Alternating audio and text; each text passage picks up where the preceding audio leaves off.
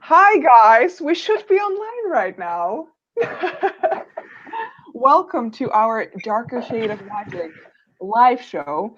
My name is Sabine. I feel like a total TV host right now.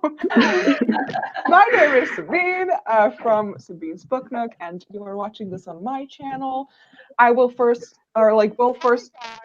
Oh, I hear myself. I don't know whose it is. Is everything okay now? Have you got a window open with the YouTube live stream? Because it might be like. I just clicked it away, so it could be myself. Okay, what I wanted to say is we'll introduce ourselves first, and then we will get to the rapid fire questions, which I'm very excited about. And then we will have a spoilery discussion of the first book, A Dark Shade of Magic, in this trilogy. I am a newbie to this whole trilogy myself as well, so we're gonna keep it spoiler free for the second and third book. So yes, let's introduce ourselves. So I already said, like, I'm Sabine from Sabine's Book Nook, and I'm co-hosting the Conjuring of Read-alongs together with Jasmine. She should, yeah, on this side. Yes, hello, I'm Yasmin from YasminTheReader, co-hosting with Sabine. And like, where can we find you? Jasmine the Reader, like, how have you been? Oh yeah, Jasmine? YasminTheReader. Sabine's linked it all down below anyway. I should have. And we are here together with Alison and Kate because they are hosting like a V.E. Schwab read along for 4 months, right? Yeah, it's from July until the end of October. Nice. So introduce yourselves to the peeps. Alison, you want to go first? Yeah, sure. So hello, I'm Alison from Entirely Reads. I have a booktube channel where I'm not very consistent, but that's fine. And I guess that's it. I do the Shrug read along with Kate, and we also have live shows at the end of every month till October. Nice. And I'm Kate. I have a YouTube channel and a book blog over at Reading Through Infinity. And I'm Reading Through Infinity on Instagram, but I'm Kate Loves Colour on Twitter. And yeah, Alison and I are hosting Schwab Read Along, which is a read along where we read one of Victoria Schwab's books each month from July until October on the run up to the release of The Invisible Life of Addie LaRue. And we're kind of just celebrating all three books. And at the end of each month, we're having a live show. And because Sabine and Yasmin were also having a live show for the same book, we were like, let's team up, let's do it all together. So we thought we would discuss the book as a four. Yes, especially because we were reading the same book in the same month. That was so funny. Like, I saw Alison posted somewhere in her stories, and I was like, oh my god. At first I was like, shit, this is really kind of, how does it look? And then I thought, oh, we could actually do something together. So that's really nice. And you have been reading The Archived in July. And in September it will be. It's Vicious in September. Oh, okay. Nice. I haven't read that one yet. It's so good. This will be my rereading it. Because I haven't read it since maybe like 2017 or something, so I'm excited. Nice. Very, very nice. And how have you all been doing? Are you all okay? In good health? All good. Pretty good, yeah. Nice. Okay, so I've told this to the girls already. I still need to read 40 more pages and then I'm done with my reread. But everything is going to be fine. I'd say let's just get into the rapid fire questions if we're all ready. I'm just pleased to say that we're live. Okay. I was going to ask before we get into this, what did you guys rate it? What's your star rating for this one? Well, I gave it 5 stars. 5 stars? Yeah, I gave it 5 stars. And you, Jasmine? Yeah, I'm 5. I'd say like I still need to finish it again, and I have forgotten kind of how it ended, but I'd say like 4.5 to 5, something around that as well. I think the second half of the book definitely picks up a bit more in like pace and excitement for me personally, but I just love the whole vibe of the whole book. Yeah, I rated it 5 when I first read it, and then I knew it was going to be a 5 again this time, but yeah, definitely 5. Oh, and I'm also listening to the audiobook for Yeah, I listened to the audiobook too this time. Yeah. I And don't like the narrator's voice for Lila though. no, I was gonna say the same thing. He does it like such a high pitched It's voice. not how I vision Lila talking. Like, Yeah, I get that. I get that. Okay, ready for the rapid fire questions? Yes? yes. Okay, Yeah. and if you guys who are online here as well want to like give your answers, please do it. We will kind of be discussing why we choose certain names. How should we do it? Maybe we should be like, I say my answer, Jasmine, Alison, and then Kate, instead of doing it all at the same time and getting like Yeah. one big. That sounds Okay. good. Okay, nice. So the first one that we have, oh my god, I find this already so difficult. Kel or Lila? I'm gonna say Kel, and I'll wait with my explanation why. Yeah, I'm gonna say Kel as well. I'm gonna say Kel as well. Oh my god, I feel bad for Lila now. Kel as well. Okay, okay. I'm curious to hear why we all think that. Jasmine, tell us why Kel. I just find Kel so interesting, but there's something about Lila that just irritates me. And even in this reread, I don't know, there's something about her personality. There's something about her, like, I can take care of myself. I don't need anyone kind of attitude that just annoys me. And You want her to maybe be a bit more open to help. I don't know. I just, V. Schwab always kind of writes her female characters like really strong characters, but there's just something with Lila in particular that frustrates me about her, like her personality. Yeah, okay. Alison. I love both, but I just cannot pick Lila over Kel because I just love Kel. He's like grumpy and serious, but he's also a small bean and you want to protect him, you know? Yeah, and that's why I'm going with Kel, but that doesn't mean that I don't like Lila because she is definitely like second place for sure. Yeah. And Kate.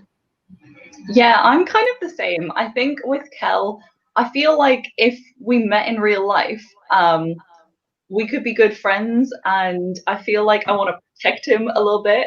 Whereas with Lila, I'd be like, I want to be friends with you, and I'm kind of in awe of you, but I'm worried that you're just gonna like pickpocket me and leave. So I do love Lila. Like, I really like her character. I'm kind of the opposite of Yasmin. I like her for the fact that she's very independent. She doesn't want to have to rely on anyone. But I think, like, this isn't really a spoiler, but I think we see that sort of change a little bit as the trilogy progresses. Okay, nice. I'm curious now. Yeah, I'd say Kel too, just because I don't know if that's being told in the last 40 pages, but also like his history intrigues me so much. Like he has this mark somewhere up on his arms, like that he can't remember certain things, and also just indeed kind of his innocence and his goodwill, if I can say it like that. But And his also, black eye. yeah, like he's just really kind. But with Lila, I do indeed like her independentness, and I also think that for some people, if they don't really like the idea of like pirates and stuff like that, that Lila will already be kind of less interesting of a perspective to them. But I also really like Lila. Let's see. Then we have Grey or White London. Grey, boring but stable. I'm White London. Okay. Now I'm going for grey. I'm going for grey as well. Jasmine, you're the adventurous person here. Maybe it's just like I don't know. I've always connected to White London for some reason. I don't know if it's like the Slytherin side of me or something, but I feel like I would thrive in the White London. Okay. And you, Alison? I just feel like White London is too dangerous and I wouldn't last a second in there. So I'm gonna go. Yeah. So I'm just gonna pick for the most boring grey London. Even though it's sad that we don't have like magic, but better be safe than sorry. Yeah, that would be my motto as well. And you, Kate?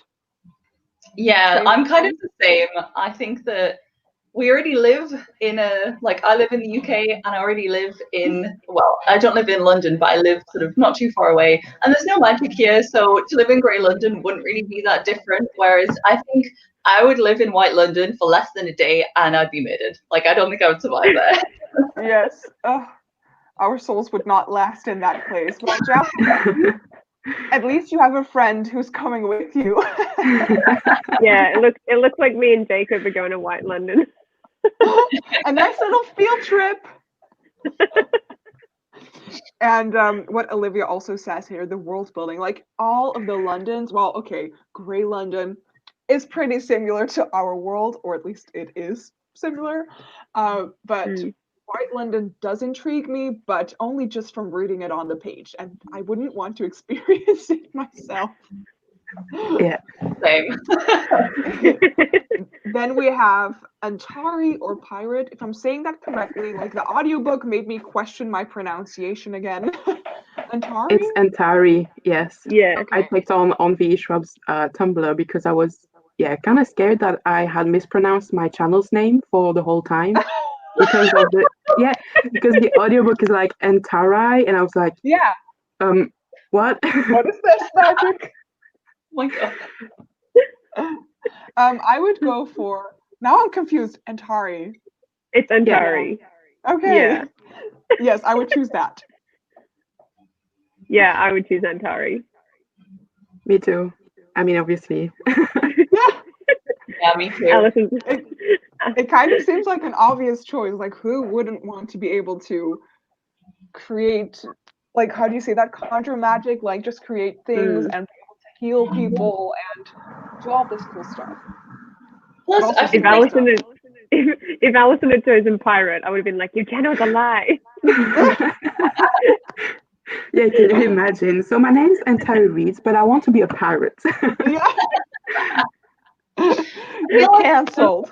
like inherent sort of there's bad associations with being a pirate. Like people think of it as like you're not a very good person, whereas if you're an Antari, then it's kind of a bit more open. Like obviously Holland is kind of a questionable person, but Kel is a good person and you get to have magic. So it's an easy choice for me.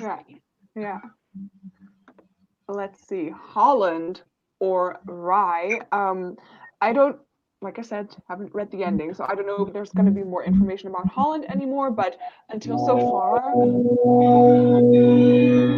is that from you, Kate? Oh, that's me, yeah. There's a guy with a leaf blower literally on my front garden. Like, what is he doing here? He's like a live show. What's that? Let's interrupt it. Okay, he's leaving. He's going now. Bye. Okay, I'm sorry. Walked across our front grass. Like, what are you doing here? Let's hope he won't come back. Like, sir, would you like to join the live show? Yes, come here. I would say between Rye or Holland, I would say Rye, just because he comes across as like so charming and I'm just watching him like, please leave. Okay, I'll finish my speech on Rye. Like he's just so charming, and I think you would have such a nice time with him. Like he would constantly try to entertain you, and I don't know. I would say Rye.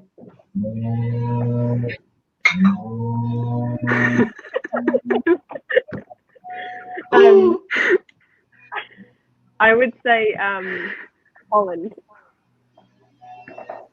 Ooh. Yeah. It's difficult. I find it a very cruel question. I think if I would have to choose, like after reading the books first for the first time, I would have picked Rye. But now that I'm rereading, I definitely pick Holland. Yes. Okay. And you, Kate? I think I would probably go for Rye, but yeah, I'm the same as Alison. I think that like when I first read them, it would have been an easy choice, and I would have said definitely Rye. But the more you reread the books, I think the more you can see different aspects of Holland's character, and like he's not a sort of an inherently bad person. I think he's just been put in a lot of bad positions and been forced to make bad choices.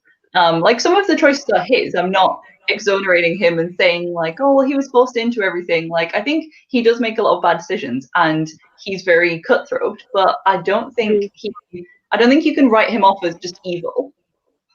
No. Yeah.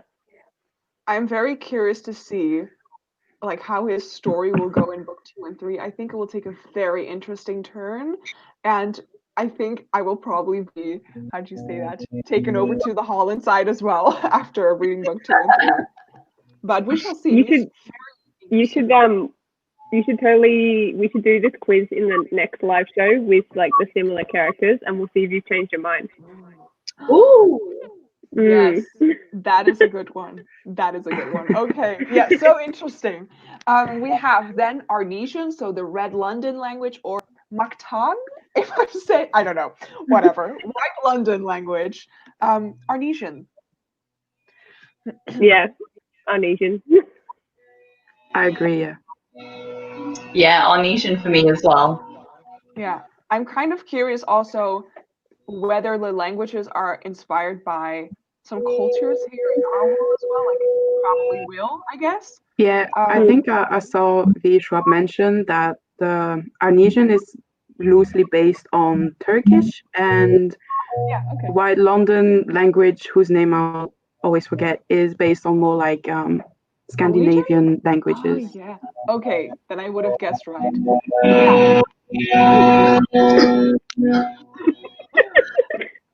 I thought he was gone and he's come back. Like, please leave him alone. Go away. You can always put me on mute and then just unmute me for when I give my answers if you want. Oh, well, He's gone. We'll see. If he comes back, I'll just I'll unmute or mute you for a second. Okay. That sounds so rude, though. I don't mean to be rude. No, like I would 100% understand. It's very loud and annoying. Okay. Also, Kate, you have a lovely mug. Oh, thank you. Show it. It's a Dark Shade of Magic one from the Illumicrate box that I got. It's a little bit. God, Yeah. I saw people unbox that box. I was so jealous. This isn't from the recent one. This is from like last year's one. So no spoilers for the recent box, but this is a bit older. So fitting for this. My favorite mug. Nice. It's a nice size as well. Like it holds a good sized cup of tea. So you never want to have too little cup of tea. No. Then we have staying at the stone's throw. Oh no, wait, I've okay, I'll just go with this one first.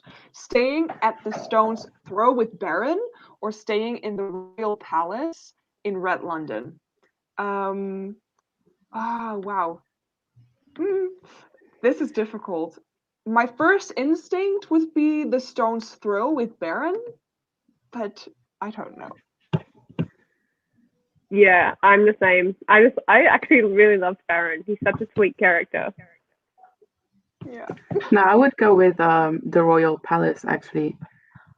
Okay. I would go with the stone's throw. Okay. And then why would you choose it? So I think that I feel like it would be kind of relaxed and pretty casual, and I liked Byron's character as well. Whereas I feel like staying in the palace would be very sort of formal, and I don't know, like I'm more of a chilled person. I've never stayed in anywhere that formal before. So I feel like I would quite like to visit the palace, but I would prefer to actually, if I was going to live somewhere or stay longer term, I prefer to stay in quite a casual, relaxed environment. So in the Stone's Throw. Yeah. Okay. Interesting. Also, people are loving your mug, and for good reason. And hi, Leora. I don't even know the ending of this book, and I'm doing this thing. Stupid. To be honest, Nabeen, when you said you had like 100 pages left yesterday, I was like, never going to happen. People know me too well, and I'm also kind of sad. But I really thought I was gonna make it, but yeah, I'm disappointing again. Then we have Astrid or Athos. Athos. Oh, don't know. I say Athos. I don't know. Okay. Yeah. Okay. I would say Athos. Yeah, I think so. I think Astrid. Okay. Yeah, I think Astrid too, but like they're both evil. Yeah, I go for Astrid as well. Yeah. And do you have any like explanations why Astrid over Athos or well, I don't know how to say his name. I have an interesting thing with Astrid and Athos. So I love both of them, and ever since, like even when I read it the first time, I have always been frustrated and annoyed that they got killed off in the first book. Because Oh yeah, I forgot the ending. No, you can say everything. It's my own fault.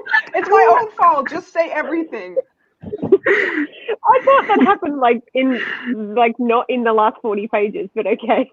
Yeah, apparently really it's fine. Like this is my own fault and it's okay. I have already read the book once, so Okay, well, yeah, I'm annoyed that Astrid and Athos get killed off in the first book. I think that they're really interesting characters, and I think that they could have been developed so much more in the second book, and I think something could have happened in the second one that would have just been really awesome with those two characters. So I've always been annoyed that Astrid and Athos get killed off, and they kind of remind me, I don't know why, but I kind of picture them as, you know, those are they Voltari in Twilight, the twins?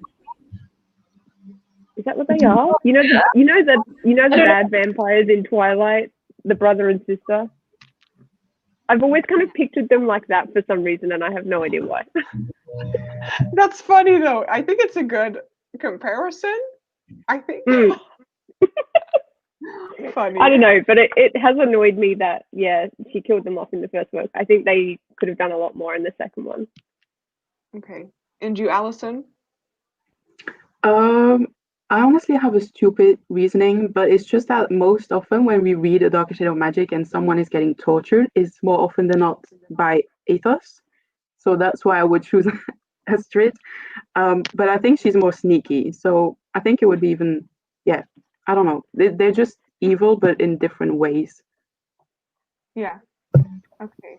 Nice. And you, Kate, I saw you muted yourself. Yeah, he's walking around and I'm just like, not allowed to. Yeah, so I think that Athos does a lot of, like, he in the first book, he obviously, you know, that he's done the sort of spell work and the runes on Holland and on Belloc as well, and he likes to work with very dark magic that like controls other people. And I feel like Astrid does as well, because we know that towards the end of the first book, she does possess someone. But I don't know, I just feel like she's slightly like less twisted, so I would pick her over Athos. Okay, interesting. Very interesting. I'd say we do just a couple of more rapid fire questions. If you're interested, I planned this to go until now, but we have so many interesting other rapid fire options that I think we could go through. So let's see. Oh, Kel's coat or Lila's pirate outfit. For this one, I would go for Lila's pirate outfit. Oh, I'm going Kel's coat. I'm going with Kel's coat too, but if it would have been Lila's outfit for the ball, like the masquerade, I think I would have picked that. But the pirate outfit, nah, prefer the coat. Okay. Mhm. Yeah, I have to go for the coat as well. Yeah, I'm alone on this one. I was just reading that, or at least I was thinking that this pirate outfit was the one at the masquerade ball, and the way that it was like described, and just like the boots and the black coat and just like everything, it seemed so powerful. And like with Kel's coat, I'm like, if me as a human, if I can have that coat, it doesn't really like have much use to me, I guess. Like it's fun that you can like twist it around and now you have red and then you have black and this and that, but I'm just like, Lila's outfit is just power in itself, I feel like. And you, Jasmine, why would you choose the coat? Because it sounds awesome. Like you can turn it inside out and it's all different colors and every side means something. I don't know, it sounds really interesting. I am definitely alone in my choice. My choice of the pirate outfit. I'm sorry, Jacob. I apparently that. And you, Alison, for the same reason as well. Yeah, it's just magic in it, and the outfit is just like, sure, it's powerful, but it's an outfit, and the coat, you can't get it anywhere else, and you can even hide stuff in it because if you turn it enough times, no one will find it. So Okay, yeah. you have pulled me over to the side of the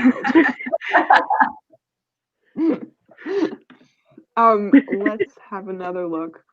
I thought this one was really interesting as well. Being taken by black magic, so like via the stone, for instance, or being bound to the Dane twins. I don't know if I would want to be bound to the Dane twins. It seems like one of the worst ways to torture someone. So then I think just take me, black magic. I feel like I'm Yasmin the can make the opposite choice. Sorry. She's like, head me in, I'm doing it freely. No, I wouldn't want to be under Astrid and Athos's power. I respect them, but I don't want to be under their power. That's fair. Yeah, I agree. The black magic sounds less cruel, so I'll go with that. And Yeah, I I was thinking about this one for a while because I was thinking, I wonder which would you be more likely to get free from, their control or black magic? So I feel like the dark magic is like once it has you, and when you see a lot of the people in the Facebook get described as being taken by it, and like it consumes them pretty much. Whereas I wonder whether you'd be able to get free from Astra and Athos, but then if Holland doesn't appear to be able to get free, then would I be able to get free? No. So I think I would just let black magic have me, to be honest.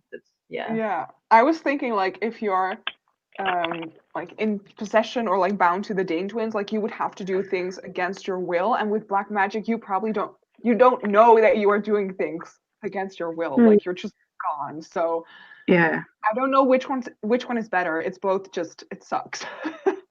I think it has something to do with like consciousness. So like with one, you're conscious of the awful things you're doing, and with the other, you're just not conscious. So when Kel describes it in the Facebook, he always says as being sort of like the stone makes him feel kind of calm and like everything is okay, and then he remembers and he feels panicked and wants to get rid of it, and then the stone is like, no, everything's fine. So I feel like you would be convinced, the black magic would convince you that everything was okay, and so you would just slowly be eaten by it while feeling quite nice. So maybe it wouldn't be so bad.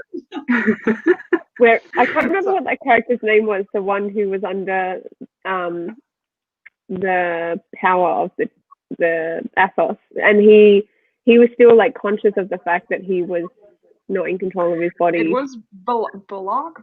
I don't know how to say Belloc? it. Yeah. Yeah, I was and just then at that part of the at story. the end, like he knows he can't free himself by himself, so he needs Lila to take him for him. Yeah. But he's clearly conscious, so yeah, I feel like if you had the stone, you're probably not really aware, I guess. I don't know. Yeah. Interesting. Shall we do one more? Yeah. Sure. I have. Which one do you think is interesting? Maybe one of you guys can choose the most interesting one to you that we have.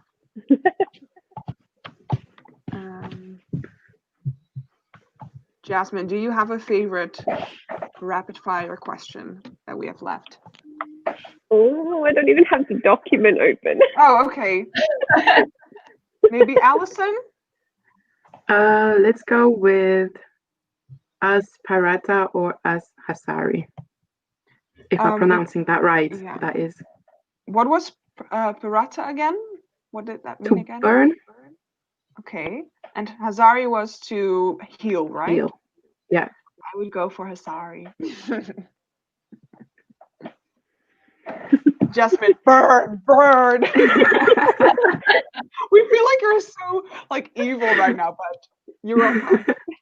No, I would do to burn. Okay, we were correct. I will pick to heal. Okay. I think I would pick to heal as well, but I was kind of torn because I feel like when I was a bit younger, I liked the idea of having the ability to sort of like create fires and things. It would certainly come in very handy when you were camping, but I feel like long term, being able to heal other people is going to be so helpful and like such a sort of positive power. So I feel like there's a pattern in me picking these answers, and I always go for the things that are slightly more sort of on the side of good or positive, or will have some sort of like good resolution, hopefully. Yes, It depends on. Well, look, it depends on what the world you're in. Like, if I'm in my world right now, obviously I'm not gonna burn someone. But if I'm in their world, then I would probably want the burn power because it doesn't sound like you can trust anyone, and it would be better to have that protective power. Okay. Yeah, that's how I. want That's to go how in I White see London. it.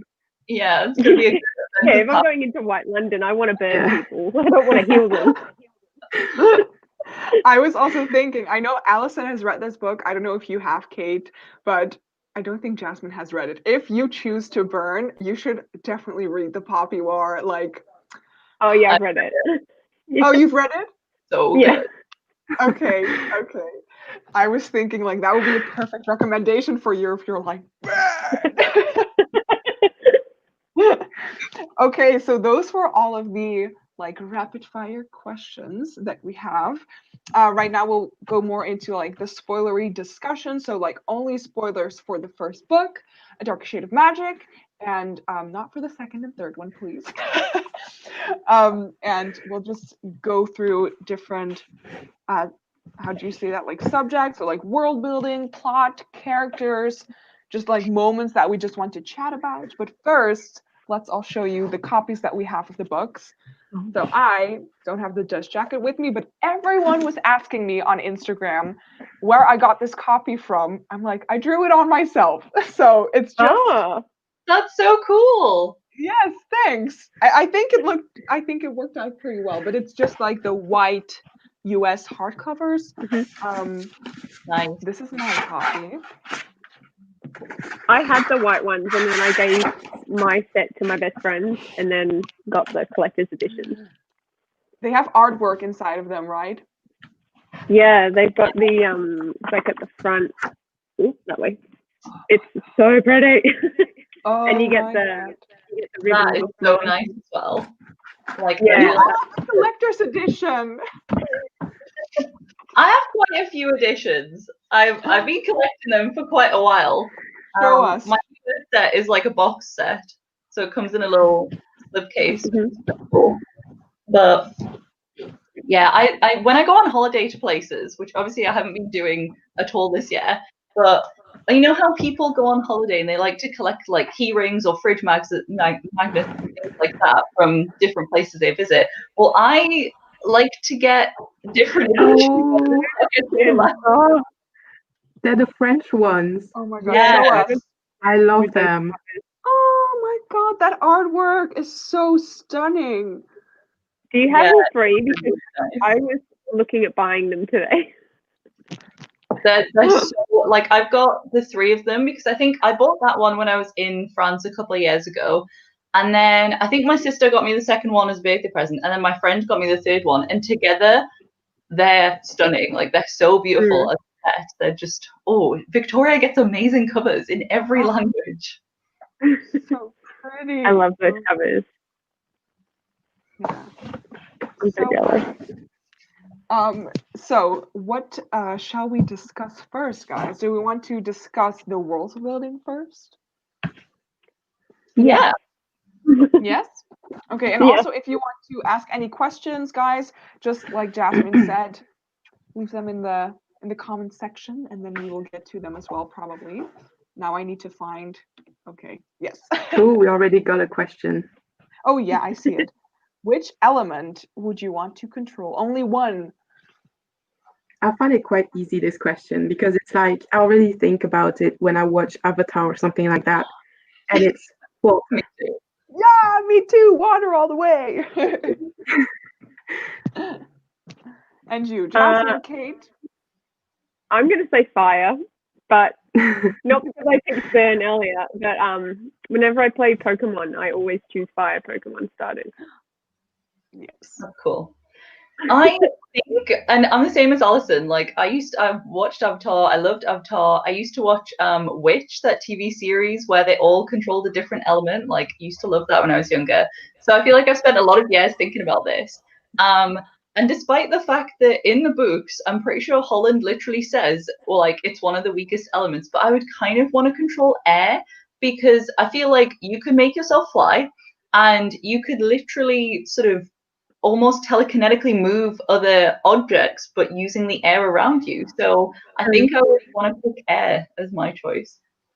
Very nice. I think it's so funny, Alison, that you also said, like, thinking about Avatar, I just finished the finale yesterday and, like, So good. it's so beautiful. Yeah, very interesting question. I think air would be like the least, like the last one I would pick because I'm afraid of wind, like when there's a lot of wind outside. So that's like my nightmare. Oh. You would not want to be here the other day then, because we were having a storm and the wind like snapped a load of our sunflowers and I could hear it like blowing around the house. It was really loud. Oh, I hate that. I was just thinking, Alison, you said, I'm scared of wind. I'm like, and when you walk down the street, like, do you walk around like... No, only when it's like very strong, like in storms and stuff like that. I'm really scared of that. Yeah. Jacob, air suffocation. That's probably a dog for me. Like I feel like I wouldn't use my power for that. Kate is like, I just want to fly. So innocent. But world building. Okay. We can discuss so many things about world building, like the different Londons. Maybe like, okay, so shall I start with my favorite London? Yeah. I think that she introduces Black London well enough in the first one because you want more about what Black London is like. Like in the first one, she doesn't really go into much detail about like what Black London is like anymore. We kind of just know magic destroyed it. But I think she leaves like I don't know, she just makes it very sort of interesting that you want to keep reading. Do you know what I mean? Like you want to go to the next book to find out more about Black London. I think she did that really well. Okay, nice. I also think she did. Sorry. I just think she did Grey London really well as well, because even though it's our world, it's still interesting because it's kind of set in the past and it's not like modern, like our world. So it's still interesting to read, in my opinion, even though it's not magic and it's like boring. I like the fact that it's set in the past. Yeah, I've written down when it takes place, and it takes place in 1819. So I find that very like an interesting kind of century in TV shows as well, and it always gives such a nice vibe. Like for instance, with Peaky Blinders, like I kind of imagine that type of setting. I think in the Grey London, that we follow. Yeah, I think that's I really wonder if cool. she did that on purpose, like said it, because I imagine she probably wanted to have King George as a specific character at the beginning of the story, so therefore it had to be historical. But I wonder if there was a second reason for doing that, in that if she'd said it as a modern London, like the technology that we have now would potentially clash with the idea of magic. So to make it seem like an even sort of more of a magic devoid world, if you have it as historical, then they don't have anything that's kind of modern or anything that would sort of stand against Red London in terms of like being technologically advanced. Because I think the point of it is that it's meant to be a world completely without, well, almost completely without magic. And so I wonder if making it historical was another way to sort of add that layer in of showing like, they're not meant to be as advanced as Red London, maybe. Yeah. She does also, each one does always write books that are set quite in the past as well, I've noticed. Even like her new one, The Invisible Life of Addie LaRue, it's jumped back a bit as well. She seems to always, I don't know, I think she's a bit fascinated with history, and she'd rather write her stories in the past when there's no technology and everything like that. Yeah, I think even with like City of Ghosts, which is set in present day, there's not really many discussions of like mobile phones, and like she has a camera, but I think it's the way it's old. Yeah, exactly. It's meant to be an older camera. And she doesn't discuss like laptops or anything like that. So I think that's an interesting point. Yeah, but also like in City of Bones and the sequel, you also meet ghosts from long ago, you know what I mean? So it also feels eerie and creepy and old in that kind of sense as well, I think. I think what I've noticed with V. Ishwab as well, with like her world building and her writing style, she jumps between a past and a present in most of her chapters. So like Vicious, you're going between the present and then 10 years past, and then like Dark Shade of Magic, you've got, the Grey London, which is set in the past compared to Red London. She kind of jumps between timelines, and I think that really helps with how she does her world building. I find that a really interesting concept, that she kind of brings that into every single book that she does. Yeah, very nice. But she always still does it in a different way for each book. It's not the same thing. Yeah, so it's kind of refreshing with every single book that you read by her. I see that Leonie from the book Leo, she has a question. Which London did you guys like reading about the most? Oh my god, show us your cat, Jasmine. I know, he's just come in. Finally come in. I'll try and get him on my chair. Aww. Say hi. Aww. Like the different colors, that's just so adorable. So cute. Let's see. Which London did you guys like reading about the most? I think Red, because it just seems so magical, and especially in the beginning of the book, it feels more like a nice, wonderful, magical place. Like nothing's wrong with it. Of course, later in the book, you kind of like see that it has, I think, maybe its own problems as well. But it just felt really wonderful to read about, and it would be my first choice of a place to go to if I had to choose between the Londons. So I'd say Red. I would still say White London. White London's just my thing. I love White London. I don't know why. But it's very interesting. Like I don't know if it will probably happen in the second and third book. Like its history and like how it became the way that it is right now. Like it is already being told a little bit in the first book, but it's so interesting. Yeah. I would pick Red London, but I do agree that White London is really interesting as well, even though it's so dangerous. But like they're so conflicting with each other, Red and White London, and I think that's why they are both so interesting. But I will pick Red London because it feels like my home. Yeah, I think I'm the same. I love Red London. I love the way it's described. I love the fact that there is so much magic existing in it. But I also find White London kind of fascinating to see how it's sort of descending into problems and having very bad rulers. So I would pick Red London, but I feel like White London is kind of interesting in a bit of a scary way.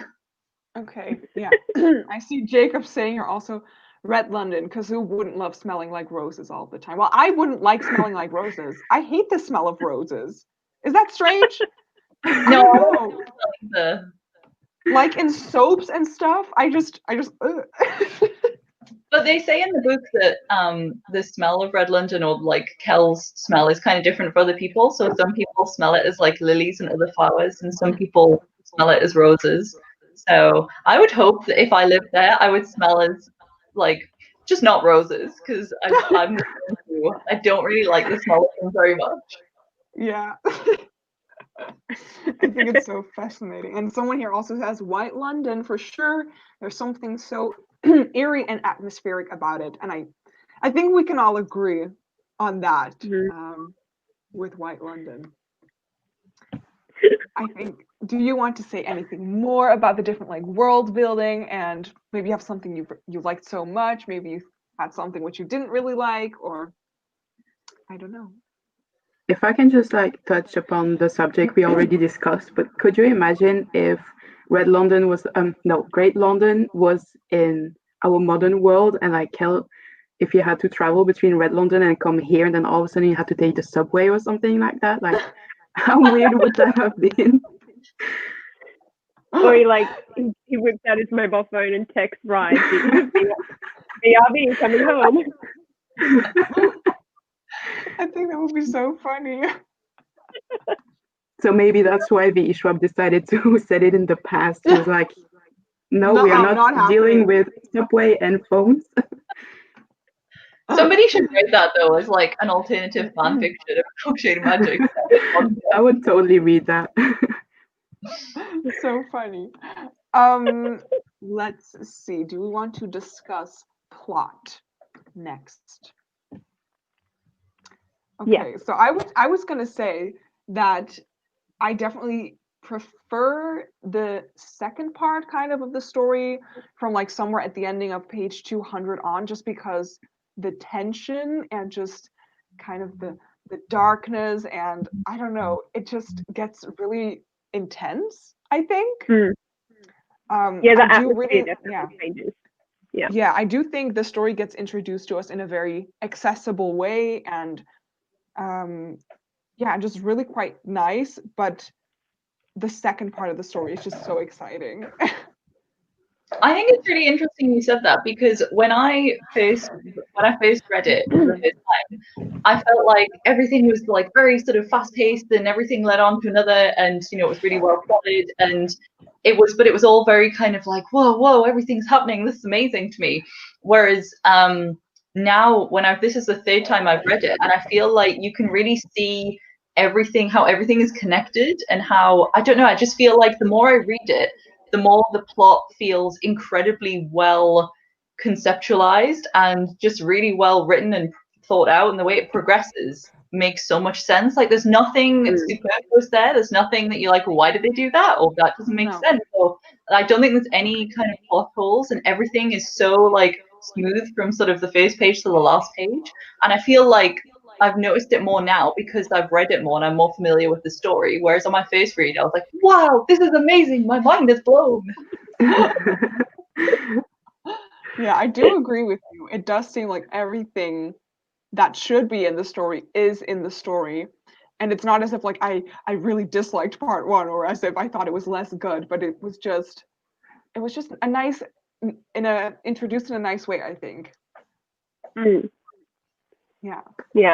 And I think maybe you don't enjoy the beginning because we kind of just read from Cal's perspective until we meet Lila a little bit later on, and then obviously it jumps between the two characters. But again, if you read V.E. Schwab's other books, that's how she kind of writes her stories. She always does two point of views.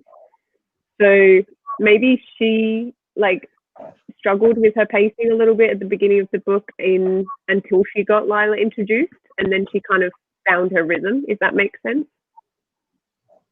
Yeah. Possibly. I don't know. Mhm. I found it very Yeah. interesting to see how Lila was introduced, by the way. That was quite intense. Yeah. Especially the boat scene. Hmm. Yeah.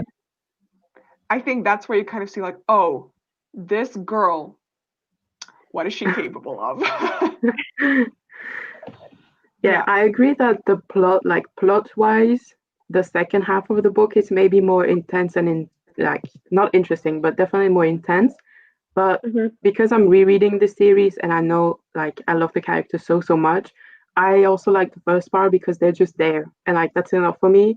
Honestly, Kel and Lila, they could just be sitting staring at a wall and I would be like, mind blowing. Wow. Honestly. Yeah, I feel kind of the same. Like for me personally, I don't have any issues with the pacing at the beginning. Like I didn't find it slow at all. I know some people do.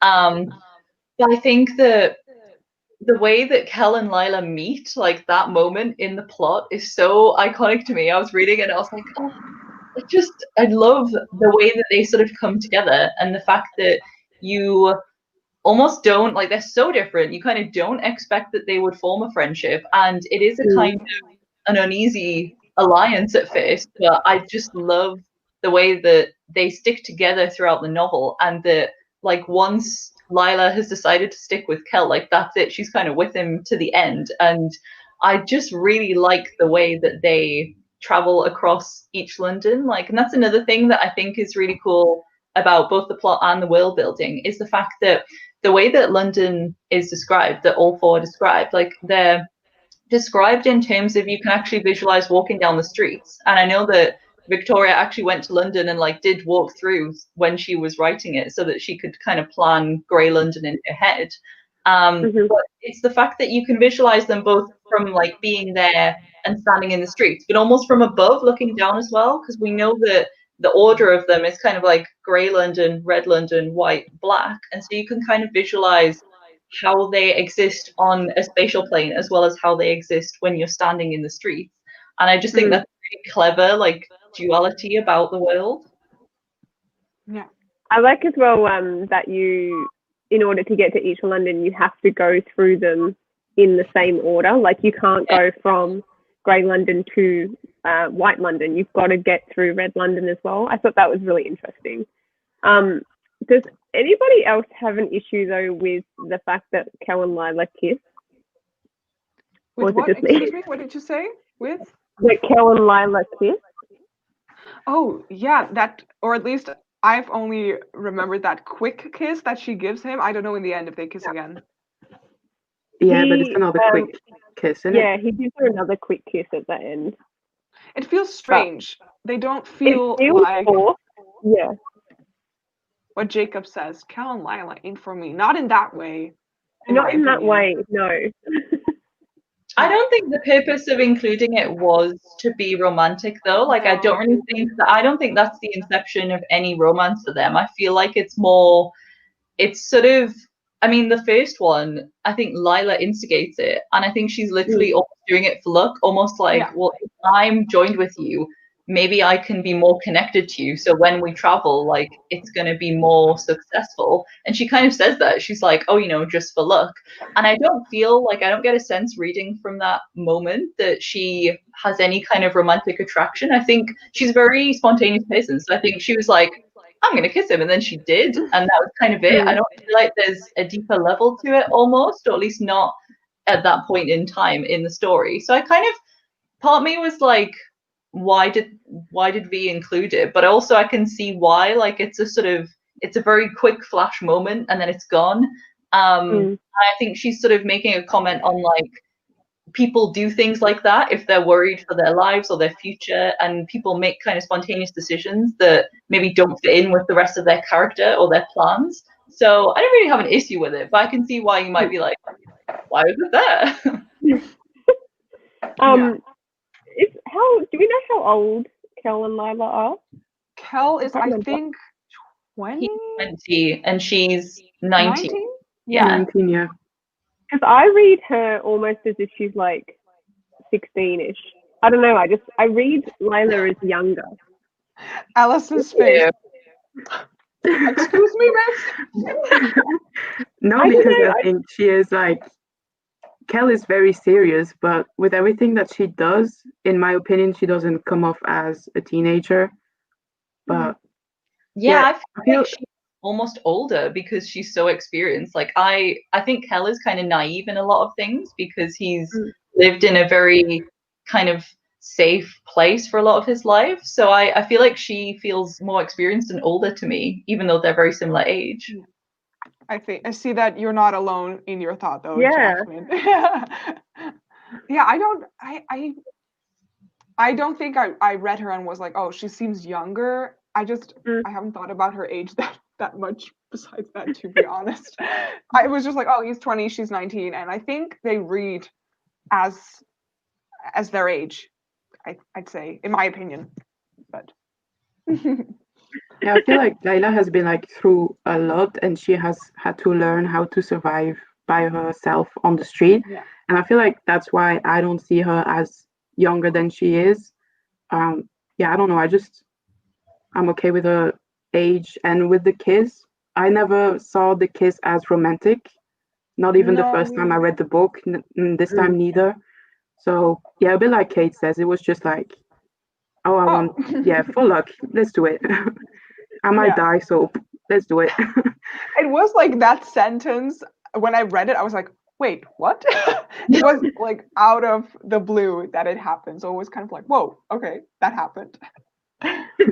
It definitely reminded me of scenes when people do that, like right before they think they're about to die, and they're kind of like, "Quick, let's kiss" or whatever. And it gave me that kind of vibe of like, we don't know what's going to happen next, so let's just sort of do it in the moment. But Yeah. I wonder if Yasmin, maybe you read Lila as a little bit younger because of her description, because she's described as very kind of like, sort of, she has a pointy chin and she's kind of a bit bony and stuff. And I wonder if it's maybe that makes her seem like she is sort of more of a teenager and not maybe like a woman in that way. I don't know. I don't know what it is. The vibes that she gives off to me, I feel like she's younger than what she is supposed to be in the book. I don't know. It's just how I kind of read it. I think though she definitely matures a lot in the next two books and she changes a bit in the next two books. Like her character develops and everything. So in the next two books she feels older to me, but in this first one she just feels, I don't know how to say it.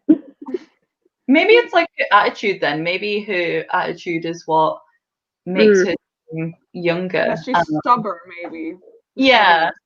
Yeah. I think it's really interesting though that like Alison and I both think she reads a bit older and you think she reads a bit younger. Like it just goes to show that you can all be reading the same book and everyone will interpret things differently. Yeah. Very interesting. And I'm here like, I don't know, man. The same age? No clue. I see here someone saying, yeah, Lila reads pretty young to me too because she does so much dumb shit. I don't know if this is like only talking about the first book or maybe in the second and third book she will do some dumb shit as well. I have no clue. That's like her personality trait. She does dumb shit. And yeah, Holland is definitely older. Like they were also talking about that he had like grayish hair, so I'd say maybe even older than in his 30s. I don't know how you imagined. I don't think the hair color had something to do with his age, but more about how they describe Grey London as not being, like, not having vivid colors. White and London. So that's why White London. Sorry. Yeah. And like, yeah, how they describe how White London looks like. Everything is like kind of shady, almost gray, and so that's why I think they described his hair as like not black but almost gray. But I don't think that has something to do with his age. But I do agree that I think he's like older. I think but Victoria said he's like 37. I want to say, or like 30. She's definitely said his age before, and it's like he's closer to 40. Yeah. And on the cover of the French edition, something that's really cool is on the cover of A Conjuring of Light, like he looks older than them. Like he definitely looks different to them. So yeah, he's definitely meant to be older. And I think you can tell that from his character. Like he's seen a lot. Bless Holland. Yes, Oh, I love let's him. talk about characters. Do you want to discuss Holland? Like, he seems like such a morally gray character, and I personally love morally gray characters Yes. because they feel a bit more realistic to, I think, just people in general. I think we all have like stuff about us that we could like, how do you say that? Alison, help me. Verbeteren. Do you Improve? know the word? Yeah, that we all have stuff that we can improve about ourselves, and just not everything that we do is like 100% good, and that's why I think why I like morally gray characters, I'd say. Hmm. Yeah, Yeah, I I think. remember. Sorry. Sorry.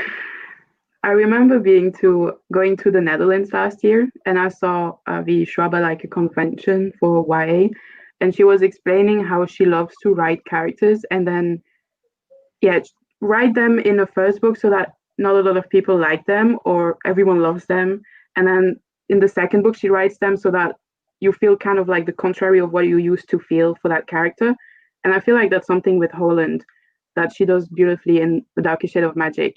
And I definitely see that now that I'm rereading the book because yeah, at my first read I was like, he's interesting, but like he's weird. Like why does he do that? And yeah, but now I'm like, oh my god, I want to protect him. I love him so much now. Yeah, I'm kind of the same. Like in my first read, I was like, why is he so evil? Why does he want to stop them? Like, just let Kel live, okay? But having read the rest of the trilogy and knowing what happens later, and then going back and reading the first book, and also I feel like I read more into the details of how Athos treats him. And so I definitely like on my first reread, I really didn't like him, but now I definitely like I really sympathize with him. And I almost feel sorry for him and for how things went for him, but only in certain scenes. Like in the scenes where it's described what is done to him, then I felt really bad for him. But in the scenes when he's trying to kill Kel, I'm kind of like, why? Actually, that's interesting. You know that scene where he tries to kill Kel and like by drawing all the blood out of Kel? That's a disgusting scene, by the way. I had so much trouble reading that scene because it's so disgusting. But I just find it so interesting because in that scene he like takes his time and you think, oh yeah, he's doing that to kind of punish Kel and make him suffer. But I think he was taking his time because he was waiting for something to stop him, like Lila, for example, or I don't know, Kel doing something. I think he just did not want to kill Kel, and so that's why he was trying to make it last. And at the same time, it was making it more difficult for Kel, obviously, because yeah, it was suffering. But I just feel so sorry for him because I don't think he wants to kill Kel, or I don't think he wants to be that mean villain guy. But yeah, I have That to mean agree with villain Kate. guy. I think because I've read the series, like the whole trilogy, and now I'm going back and rereading it, I obviously know what's coming in the next two books. So reading it this time, I noticed things that I hadn't noticed in my first read. And definitely with Holland, I read him in a different way compared to the first time I read the book. So I read him knowing what I know. And so I do feel for him and I don't hate him as much as I did in the first one. Like I find Holland a really interesting character. But it's really interesting having that reread and then finding things that you didn't find in that first read because now it kind of makes a little bit. There's little things in there that like made more sense and you kind of picked up on a few things because you knew what's coming in the next book. So I thought that was really interesting. I'm so curious for book 2 and 3 right now. Like, oh my god, you are like Sabine. You're in for a shit show, and I'm just like, okay. Brace We should- yourself. Yes, I'm holding my table. Yes, I'm just so curious to see. I also wanted to say that I think all of the side characters and even the ones that we like just only meet for like 10 pages or whatever, V.E. Schwab, writes them in such a good way. Like I cannot describe it. Like Baron, he feels just like he feels like a dad kind of type, you know, like he takes care of Lila for it seems just the sake of caring for her. And I was so sad when he got killed off by Holland. I was just like, why? But he's only in like 3 or 4 chapters, but she wrote him so well that we all get attached to him when he gets killed. Yeah. Yeah, and it does that really well on the whole, where characters like Carla, who is literally only in it for a few pages, but you feel like, because of the way they're written, you feel like you get to know them very quickly, but it doesn't feel like forced or insincere. It feels kind of natural, and you get attached to them very quickly. And I think that's all down to really good writing, that even the secondary characters and the side characters, they're in it for a few pages, and you're already invested in their storylines. Yeah. I also like how she sometimes writes a whole chapter for like in the point of view of a side character, because when you're reading that chapter, it honestly feels like they're almost the main character now instead of a side character. And I feel like that's really interesting. Yeah, I think she does that with like Fletcher and with I wrote it down. I have like a little notebook here with the enthusiast who comes in Grey London and who like Ned. Ned, like she writes about him as well.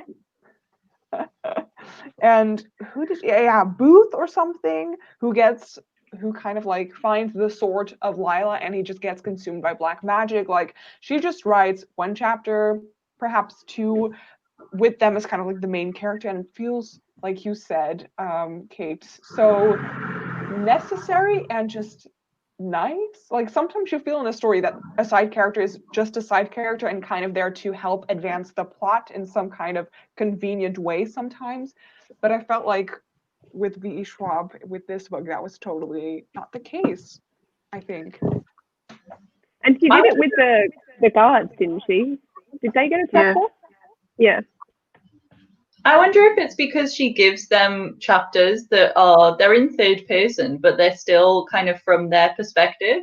And I wonder if that makes us feel closer to them. And then that starts that attachment. And that's what makes us feel more connected to them, even though they are not in the story for very long. Yeah. Very true. I'm kind of having a look at different things that we could discuss as well. Do you have certain moments that you desperately want to talk about, like have a discussion about? Then please feel free to do so. I was gonna say the fight scene at the end, but I don't want to spoil anything for you. I mean, it's my own fault. I should have read it myself. We're here to discuss spoilers. Please do it. Well, what about if we discuss some of the other magical fight scenes, like the battles between Kell and Holland? I feel like they're some of my favorite scenes in the book because they're so quick-paced and so action-packed, and they feel very inventive but realistic. Like, I think Victoria looks at what you could potentially do with magic, but she keeps it grounded in reality. Like, there's nothing that I read and I'm like, that feels very unreal or fantastical. And I really like that. And I think the first time I read the book, I'd never read any other magical fight scenes that gave me that kind of feeling of like, what is going to happen? So I feel like those scenes are incredibly well written. Yeah, I feel like fighting scenes are very difficult to, like, for me at least, when you read them, to picture them, because obviously it's a lot easier when you read or when you watch TV, because you can see like who is doing what, which is a lot more difficult when you're reading it. But I feel like V. Schwab does oh my god, I can't speak anymore, does that very well, because I had no difficulty whatsoever reading the fighting scenes. And yeah, they're just very inventive, like you say, but still logic in a way. Like, yeah. Even the Lila fighting scene when she when those kids take what she gave that other kid or whatever, and then she like goes and gets it back and she does that fighting scene. I think she's very descriptive with how she does them, but again, I can picture them. I struggle to picture stuff in my mind. Like, I can't picture characters. If you if I didn't see fan art or something of a character, I'd have no idea what they actually look like. I can't put together something. Same. Yeah. Yeah. So, Mhm. so a fight scene is like super hard for me to picture, but with her writing, I don't know, I kind of see it almost like a movie. Oh my god, how amazing would that be? A Dark Shade of Magic as a TV show or like a movie? I think it's coming. No, wait, really? Yeah, It's she's in the works with writing it. Yeah. Oh my god, I wasn't aware of this. This is so cool. I'm pretty Oh my sure God. it's a Dark Shade of Magic. She keeps like hinting on her socials that she's working with film writers and doing a script. I don't I know hope if that's what she's currently working on, but she's definitely said in the past that I think it's Gerard Butler's production company have bought the rights to A Dark Shade of Magic. So like they've bought the rights, but I don't know how in progress it is. But she has dropped a few hints that it's not just because sometimes production companies will buy the rights to a book and then it'll sit there for 10 years and they won't do anything with it. They just want the rights to it in case they decide to adapt it. Whereas I'm pretty sure she hinted that there is actually some further progress being made, but I don't know if like the script and the film work she's doing is related to that. So I don't know. I mean, you could pretty much make every single one of her books a movie or a TV show, and it would be incredible. Yeah, they're very cinematic and they're very visual, so they would work well. Yeah. Actually, if we're on this topic, who would you put as the character? Like, who would you what's the word? Oh my gosh. What actors would you? Yeah, that one. What actors would you put with the characters? That's so hard. I've thought about this before and I can never settle on one answer because like I just feel like nobody feels quite right to me for Kel, but then there's a lot of people that I could picture as Lila, so I'm like, Do you know what I have with Kel, by the way? That I think if I would have to like fission a person or like a character who has already been in film or TV as Kel, it would be Eddie Redmayne when he is what's that from the Fantastic Beasts? oh What's yeah. his name again? I don't remember his name. Wait, I need to look it up because now it's on the tip of my tongue and I cannot stand it. It's okay. Jacob's in the comments and he's a movie buzz. I'm sure he'll figure it Wait, out. Newt Scamander. Yeah. Because really? he has that. Yeah, but more like from the outside. He is older though, but like he has that swoop of hair in the movie. He has like this fancy coat, so it's already kind of I don't know. Like that, I wouldn't cast Eddie Redmayne as Kel per se, but I think he kind of looks like an older Kel in the Fantastic Beasts movie. I don't know. I don't see it. Yeah, no. That's because I don't see anyone as Kel. Like nobody in my mind quite matches how I visualize him. No. Yeah, I'm just like, look, this kind of it could be. I don't know.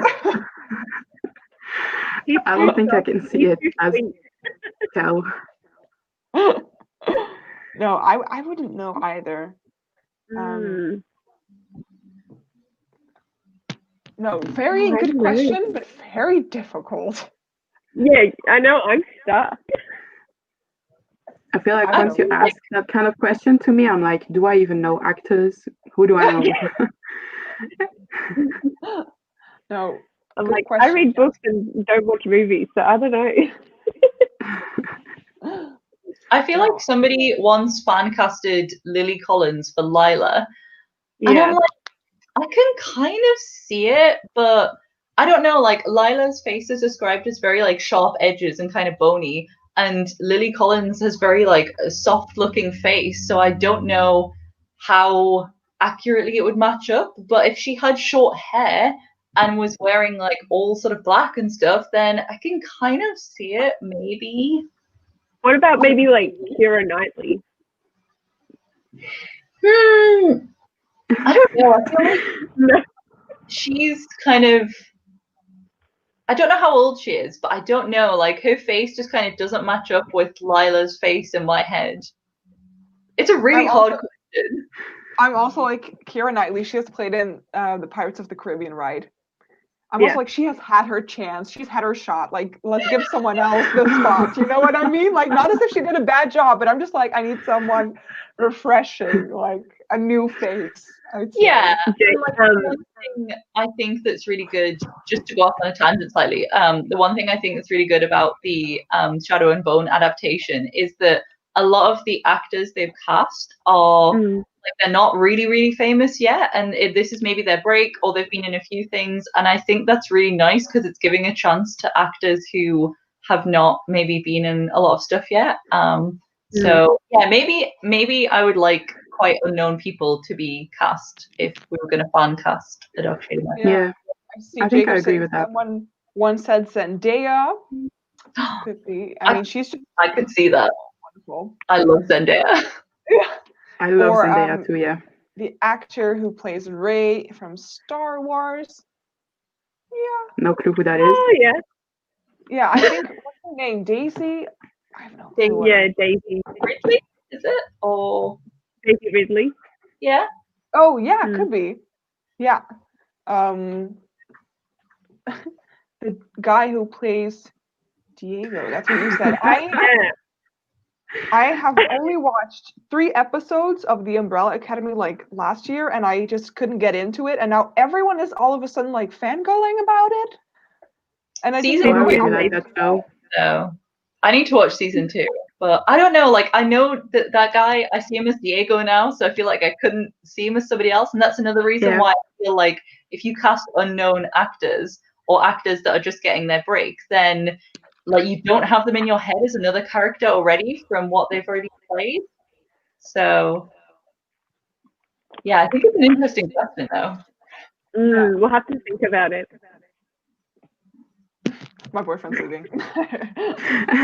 Bye, boyfriend. Bye. He's gone already. But yeah, no, interesting question to see who would play who, but no clue. We were not good at knowing actors, apparently. I'm gonna have a look in my little booklet if I have any more moments that I wanted to like discuss. I do have like some quotes that I just really liked. Let's have a look. It was on page 200 almost. I think yeah. I think everyone's favorite quote as well is that I'd rather die on an adventure than live standing still. I have that as a poster kind of in my room. Yeah. So good. But I have just more like a fun thing. You say it first, Kate, and then I will share what I So one of my other favorite quotes was one, it's in like the last pages, so if you don't mind me giving you, it's not really a spoiler, but it's a quote that you've not come across yet. So it's when Rye and Kel and Lila are all talking, and Rye says, I apologize for anything I might have done. I was not myself. And then Lila replies and says, I apologize for shooting you in the leg. I was myself entirely. And I just find that so funny. Like, I was reading it last night and I started laughing because I was like, I forgot that they have that kind of relationship and that those sort of interactions. And I love those kind of moments. Like, another thing I think the book does really well is the sort of different dynamics between characters. And I really like the relationship that Kel and Rye have together. But then Kel and Lila have a very different relationship. And obviously Kel and Holland have a different relationship again because they're very different and they come from entirely different worlds. But there's this one thing that connects them. And I think Kel wishes that that thing could bring them closer together, whereas Holland isn't as bothered. But yeah, I love that quote, and I really like the sort of the way that we get to see more of them interact together. And then also another character who you'll meet in the second book, Alucard, and the way the 4 of them interact is just like, it's gold. I love that quote. Isn't that the quote as well where when she says that, Rye's like, I like this one or something? Yeah. What did he say after? Let me have a look. He does say something funny afterwards. I've lost the page. It's like literally like 2 pages before the end. Yeah, he says, I like this one. Can I borrow her? And Lila replies, you can try, but you'll be a prince without his fingers. I'm just Yes, Lila. Yeah, I I love that. thought also at like page 200, this is something not so super interesting, but I thought it was really funny. Cal says, "You don't know anything about these worlds," he said, but the fight was bleeding out of his voice. "Sure I do," countered Lila cheerfully. "There's dull London, Kel London, creepy London, and dead London." I was like, wow, I good love way to describe the different Londons. She's like, I picked this up really quick. I thought funny. it was so I love funny. that one. She's so Also, a quote that sassy. I like, well, not that I like, but like it's funny. It's when they just met, Kel and Lila, and he just faints, and then he wakes up like tied on her bed, and then Yeah. she's like, "What are you?" And he's like, "A monster." And then she's like, "No, seriously, what are you?" And he's like, "Tied to your bed and in trouble." I just thought that was funny. Yeah, I love that. So good. What's that one where it's like Kel found himself waking up twice in Lila's bed on the same day or something? I can't remember what that one is. It's from that scene, or it's from like a similar time, like about halfway through the novel. Yeah. I can't remember what it is. I like that quote. It's funny. Also, I'm something I trying to really look like, up. it's not really a quote, but like it's the, how do you call that? Like the first quote when you open the book for a dedication. Is that how it's called? Yeah, I think so. Yeah. But it's like for the ones who dream of stranger worlds. I love that so much. I want to tattoo actually. Oh my god. Yeah, I love that. Yes. Allison, get that, please. Where would Just you need to want find to a have spot that? now. On the arms? Yeah, on the arms, but I mean, I have kind of text everywhere, so it's a bit difficult to find a spot now. Yeah. I think that Do you would have be a really V pretty. Schwab Like, one? Sorry? Do you have a V Schwab one? Not yet, no. Like, not yet. Okay. I like your style of C one. you just need to get one of V. Schwab as well. Yeah. Then your life would be complete. I say, girls, do we have anything that we want to discuss more? Because then we can do that, and then we can slowly like end the live show, I think. No, I'm just so excited for you to read the next one. Yeah. I'm excited but scared too. I feel like a lot of the themes that are discussed and kind of touched on in the first book are then taken into the second and the third book. And I just think as a trilogy, the way the themes are kind of continued across it is done so well. And the fact that there's things that you'll read in the second and third book that make nods back to the first book. And like, it's almost like when Victoria's writing it, she had all these threads running through the trilogy and she just picks them back up so easily. And everything links together so well. I just think it's such a well-written series. Mm. I am so excited. And also I feel has like one of my favorite book trope. So I hope What you is your like it. favorite book? One of the favorite book trope is like magical competitions. Ooh, okay. Yeah, I've seen a couple of things in the Illumicrate unboxing that I was like, oh, I don't know this character's name, and I don't think we have seen this one yet or this scene, so I am really curious. I think I might start book 2 like immediately after I finish this one. So Do it. into it. Go for Yeah. it. Very very excited. Do you guys want to promote something about yourself that you want people to know? Or like a video or like whatever. It can be whatever you want. Jasmine, do you have something you want to? I'll just promote the next live show. If you enjoyed this live show, the second one will be will be on my channel on the 3rd of October, and it'll be same time at the moment for now because I'm pretty sure Australia has a time change coming up, but I'll figure it out. But otherwise, it's going to be the same time, and we have got the book Leo. Is it how do you say it in Leora? Leonie. We have Leora. Leora is from Books with Leo. We have They can- Lady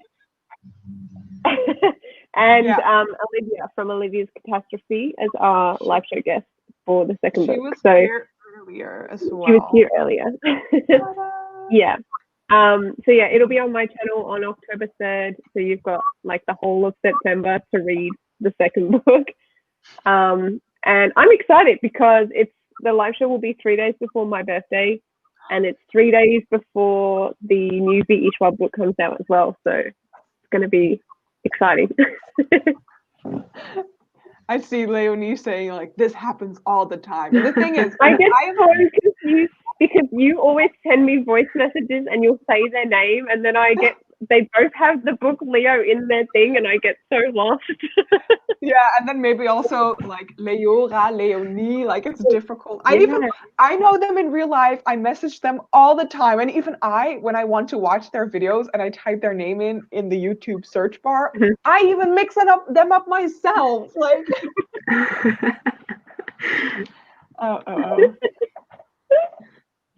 Alison, do you want to promote something? I'll promote our Shrub read along. So in the month of September, like we've already mentioned at the beginning of the live show, we will be reading Vicious. We will also have a live show at the end of the month. This time it will be on my channel, if I'm not mistaken. And we also have a Twitter at Shrub Read Along, and on there we will put more information about when the live show will be taking place, because we are not sure right now. We don't have a date right now. And very interesting also is that on our Shrub Read Along Twitter, we are hosting 2 giveaways. One is for the UK and the other is international, where you could potentially win a copy of The Invisible Life of Adila Rue. Very nice. Yeah, so I think that's my promotion. I know something you can promote as well. You have a Do you? blog. Oh yeah. Wow. Yeah. So basically I'm taking a break from BookTube, but I started a blog. It's also called entirereads.wordpress.com. And so far I'm really enjoying it. I think it's 2.5 weeks old now, so it's still new, but I'm having the time of my life, and yeah, go follow me there. Yay, very nice. And you, Kate? I, similar to Alison, will just promote our read along. So as Alison said, we're reading Vicious next month, and then we'll be reading Addie LaRue in October. Check out the Twitter for all the details on the giveaway, and we tweet doing reading sprints and just like chatting with people. So if you are thinking about reading Vicious or Addie LaRue and want to come chat with us, then we would love that. And I also have a blog that is the same name as my YouTube channel, so feel free to check that out. But definitely check out Alison's blog because it's brand new. It looks amazing already. You've already got content. It's awesome. Applause for Alison! Yay! Thank you. I'd say that we had a very nice discussion about the first book in the trilogy. I hope you had a nice time. Yeah, it's amazing. Yay! And I'm so excited. Lawnmower guy's gone. But yeah, ka-ching! I'm just so excited to read the second and third book in this trilogy, and I hope that we will see you guys in the next live show. That will be so much fun. For now, I want to say thank you all so much for joining us. It was really amazing to have you all here in this live show. And please go check out all these amazing creators. I don't know how my fingers work in this, like this. And yeah, thank you so much for coming along on this live show. Thank you for having us. Yeah, thank you. Of course. And I'll just wave goodbye. Enjoy your day, everyone. Yeah, enjoy your day. Have a nice day. Have a nice weekend. Yes. Bye. Bye. Bye.